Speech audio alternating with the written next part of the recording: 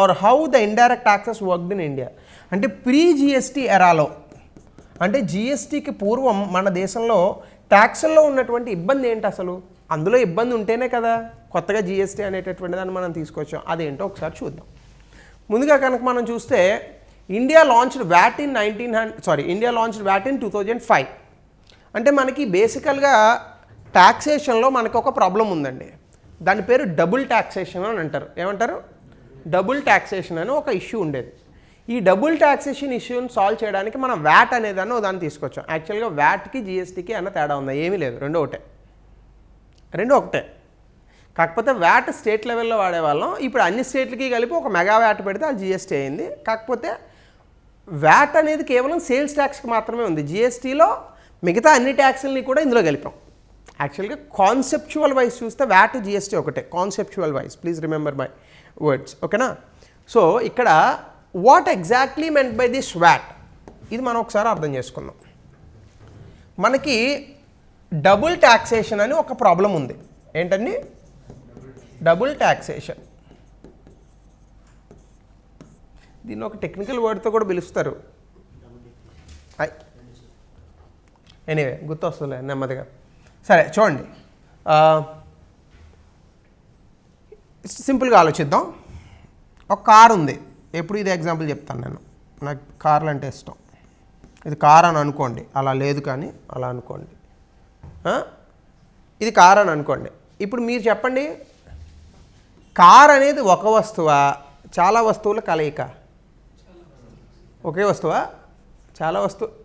Car అనేది ఒకే వస్తువా, చాలా వస్తువుల కలయిక? చాలా వస్తువులు కలయిక కదా. It is combination of many goods. ఏంటి చెప్పండి? నీ బందా ముందు ఇంజిన్ ఉండాలి, వీల్స్ ఏం చెప్తావు? తూనీగా కడతావా? ప్రియారిటీ ఆర్డర్లో చెప్పు. ఇంజిన్ ముందు రాసుకుంటాడు ఎవడన్నాని, వీల్స్ అంట. ఇంజిన్, దాని తర్వాత దానికి ఒక బాడీ ఉండాలి కదా. ఇంజిన్ ఉంటే ఏం చేసుకుంటాం? బాడీ ఉండాలి.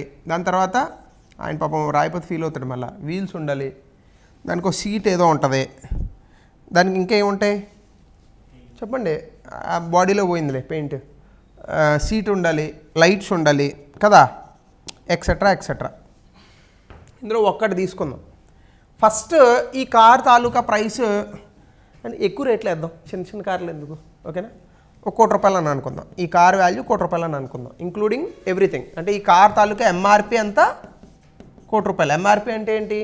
కాస్ట్ ప్లస్ ఇండైరెక్ట్ ట్యాక్సెస్ రెండు ఉంటాయి. ఇప్పుడు ఈ ₹1 కోటిలో వీటి ధరలు అన్నీ వస్తాయా రావా?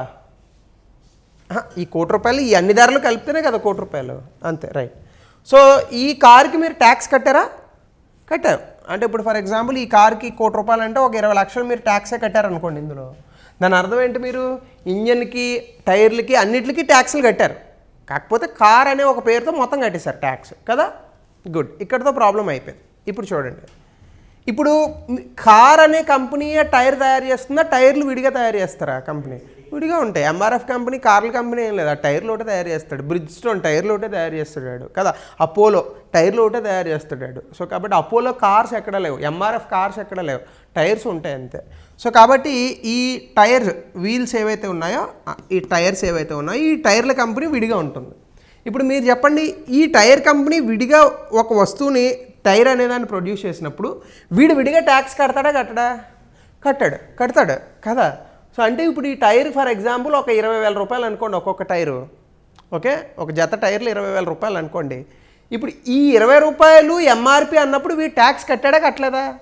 వాడు ట్యాక్స్ కట్టాడు. ఈ 20,000 రూపాయలు టైర్ పట్టుకొచ్చి నువ్వు ఈ కారుకి బిగించావు అంటే ఇక్కడ ఒకసారి టైర్కి ట్యాక్స్ కట్టావు, మళ్ళీ ఇక్కడ ట్యాక్స్ కడుతున్నావు కదా.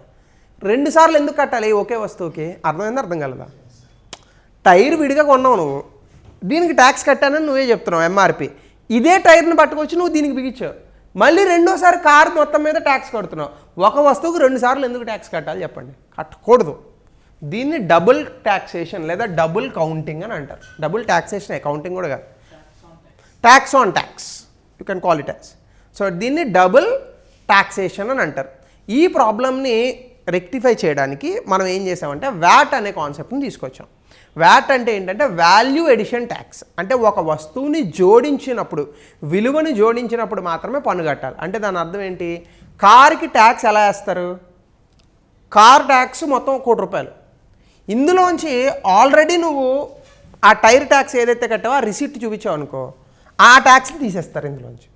లేదా స్టార్టింగ్ వేసేటప్పుడే ట్యాక్స్ ఎలా వేస్తారంటే, నువ్వు ఫస్ట్ ఇంజిన్ బిగించావు, ఇంజిన్కి ట్యాక్స్ వేస్తారు.